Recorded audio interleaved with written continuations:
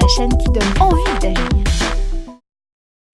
Retour sur le plateau du Forum des métiers ce 30 novembre 2015 avec deux personnes qui ont beaucoup plus l'habitude de poser des questions que de répondre aux interviews. Alain Le Gouguec de France Inter, bonjour et merci d'être avec nous aujourd'hui.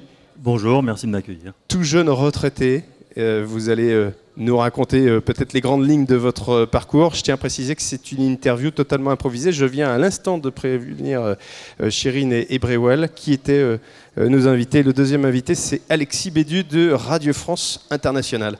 Bonjour à tous. Vous êtes un peu impressionné, j'ai l'impression, parce que vous vous retrouvez face à des poseurs de questions. Non. Professionnels. Non, pas impressionné du tout. Pas du tout. Non. Comment dire, on peut dire que c'est les intervieweurs interviewés, c'est voilà, un peu bizarre. Hein. Vous avez l'habitude quand même de répondre aux questions? Oui, non, j'ai plus l'habitude de les poser, mais on peut répondre à des questions quand même quand on connaît un petit peu. Qu'est-ce que vous avez envie de questionner chez eux, Chérine? Leurs souvenirs. Leurs souvenirs? Les invités sont à toi. Leur présence. Des événements qui les ont marqués. Bon, des souvenirs de reportage d'abord, évidemment. Alors moi, comme je suis un vieux journaliste, ça fait 40 ans que j'exerce ce métier. J'ai d'abord des souvenirs qui sont liés à la région ici, puisque je suis nantais. Originaire d'Edervallières, à côté Voilà, j'ai grandi au d'Edervallières, à côté. Pareil. Bah voilà, j'ai grandi au d'Edervallières. Je suis un enfant d'Edervallières comme toi, tu vois. Voilà. Ouais. Vous êtes du même quartier. Mes premiers souvenirs, je les ai à Presse Océan, donc un journal local ici. Je connais. Tu connais Presse Océan? Tu l'as vu dans les journaux, dans les kiosques, tu l'as vu chez les marchands. Voilà. Quand j'étais petite, ouais. Eh bien, écoute, j'ai fait mon premier stage d'été en 1975, il y a 40 ans, donc à La Baule. Je m'occupais de toute la presqu'île guérandaise, donc ça, ce sont mes premiers souvenirs, très bons souvenirs. Et puis le reste, ce sont des souvenirs de reportage à l'étranger surtout. Comment est-ce que vous êtes arrivé à un média d'envergure nationale comme France Inter? Doucement.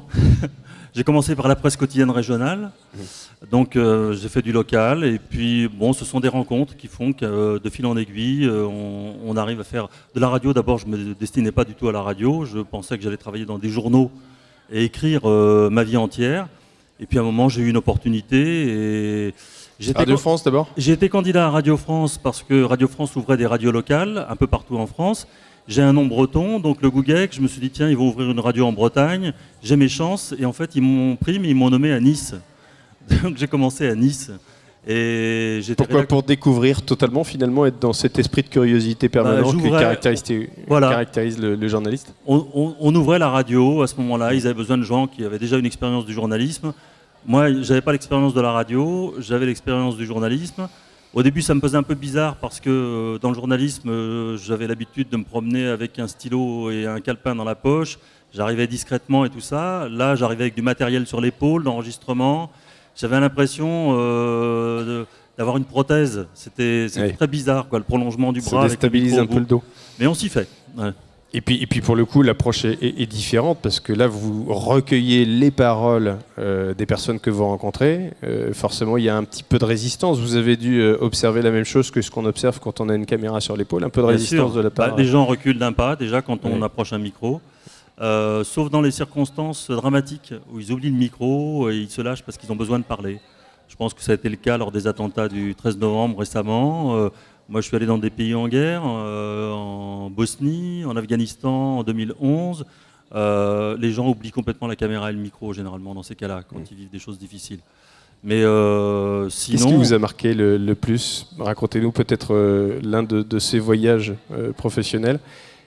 Une image, un instant, une rencontre. Une image, un instant, des rencontres... Ouais, il y en a une qui me vient comme ça, lors du putsch de Moscou en 1991. J'avais réussi à passer en Lituanie, qui était l'une des républiques de l'Union soviétique à l'époque. Alors les plus jeunes, ça leur dit pas grand-chose. Et il y avait un... Il doit encore y avoir des cartes de l'URSS dans certains collèges, non? Ouais, ça doit arriver. Oui, ça existe encore, voilà. Et donc, j'étais face à un homme, un gros barbu, avec une grosse voix... qui était russe et qui vivait en Lituanie. Comme toute l'Union soviétique explosait, chaque république allait reprendre son autonomie. Et je lui dis qu'est-ce que vous allez devenir, et puis le gars commence à me répondre, et puis il place un mot de français. Je dis tiens, vous parlez le français, parce que je l'interviewais avec une interprète. Et il dit non, je sais juste dire une chose. Je lui dis laquelle, et j'entends dire lui qui me parlait russe. Il dit chercher la femme. C'est tout ce qu'il savait dire. Wow, c'est chelou, quoi. Chercher la femme. Voilà, c'est tout ce qu'il connaissait en français. Voilà, j'ai ce souvenir qui me remonte comme ça. Alexis Bédu pour Radio France Internationale, comment est-ce que vous êtes arrivé dans ce métier? Vous avez quel âge? Puisqu'on se dit tout, hein, 25 ans. 25 ans, voilà. Comment je suis arrivé dans ce métier? Déjà, j'ai lu beaucoup la presse. C'est comme ça que j'y suis venu, en lisant La Voix du Nord, parce que je suis de Lille. Donc voilà, je lisais tous les jours la presse, je la recevais chez moi, etc. Je lisais. Puis après, je suis arrivé à la fin de mon bac, j'ai eu mon bac, et puis je suis rentré dans une école de journalisme à Tours. Et puis voilà comment je suis arrivé au journalisme radio, puisque je me suis tout de suite tourné vers la radio, quoi. Parler dans le micro, c'est quelque chose qui m'a tout de suite beaucoup plu. Le journal que vous avez commencé à lire, est-ce qu'il existe encore à Lille? Oui, il existe encore. La Voix du Nord. Encore, La Voix du Nord, voilà. C'est l'équivalent, on va dire, du West France, du West France lillois, exactement. Il existe encore, il marche encore plutôt bien, contrairement à beaucoup de journaux en France, voilà, parce que qui s'arrêtent, qui ferment. Tous les ans, il y a des fermetures de journaux, et c'est dommage. Voilà, donc lisez la presse. Qu'est-ce qu'elle a de plus que les autres, la radio? Qu'est-ce que ce média a de plus que les autres? Faire passer l'actualité par la voix, par le son uniquement. On se concentre beaucoup plus sur le son dans nos montages, dans nos reportages. Ça permet de développer davantage l'imaginaire. Ça permet au niveau, développer l'imaginaire, et puis au niveau du sens, on écoute beaucoup plus le sens de ce qui est dit qu'à la télé, de ce que je pense, parce qu'à la télé on se concentre plus sur l'image. À la radio, c'est vraiment le sens de ce qui est dit, et le sens, c'est très important. On dit que les journaux radio sont beaucoup plus fouillés. Alain Le Goguet, que vous êtes forcément d'accord avec ça, vous en tant qu'ancien présentateur de très nombreux journaux sur France Inter. Il faut savoir être concis, moins bavard que je ne le suis lorsque je suis interviewé spontanément.